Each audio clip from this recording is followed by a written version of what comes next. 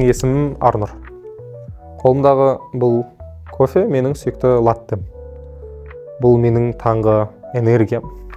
Ал біздің елдің латтесі неден тұрады? Әрине, мұнайдан.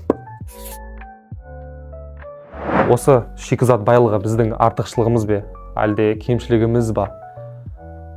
Менің ойымша, біздің экономикамыздың жағдайы алтын тордағы тұтқынның жағдайы секілді. Неге? Себебі біздің мемлекетімізде ресурстар проклятиясы деген феномен орын алды. Бұл дегеніміз мұнай, жер, қазба байлықтары ақша алып келгенімен даму жолдарын жауып тастады. Біз бүгін осы алтын тордан шығудың жолын іздеп көреміз.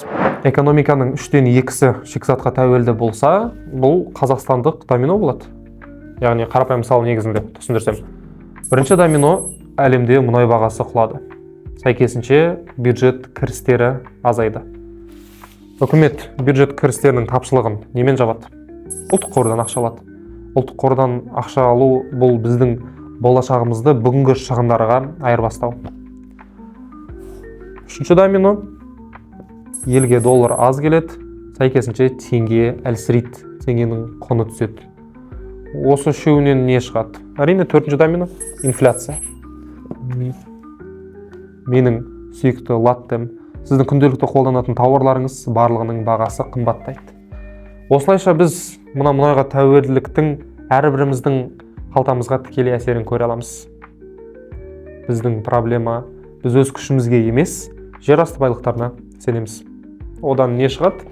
Одан домино біреусі құласа, барлығы кетеді.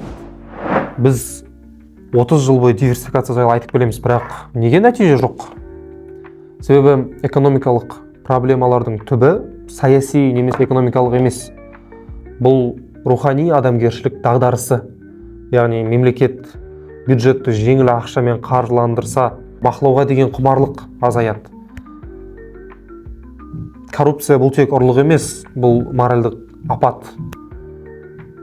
Бұл дағдарыс неге алып келеді? Институционалдық әлсіздікке, яғни заң үстемдігі, сот жүйесі, бәсекелестікке тепе-тең жағдайлар барлығы әлсірейді. Яғни адам өз күшіне, әрекетіне сенбесе, параға, туыстық қарым-қатынасқа сенсе, экономика ешқашан дамымайды. Тығырықтан шығудың 3 жолы бар. Біріншісі,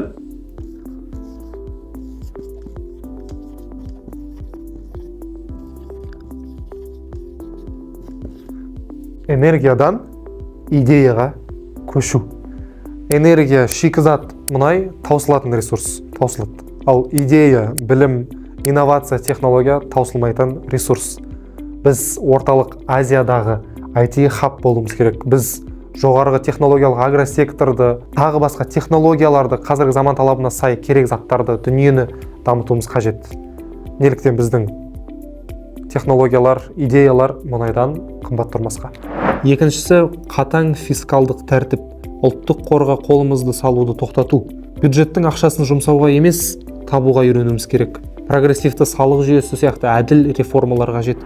Үшіншісі, жауапкершілік мәдениеті. Бұл ең қиын реформа. Біз адалдықты, еңбекқорлықты, сыншылдықты өзімізден бастауымыз керек. Әрбір азамат биліктен есеп беруді талап етуі тиіс. Әрқайсымыздың белсенді азаматтық ұстанымымыз ғана бізді бұл тордан шығара алады. Біз бей-жай қарамауға тиіспіз. Ендеше бүгіннен бастап мұнай мен латтені қойып, идеялар латтесini ішейік. Назарларыңызға рахмет.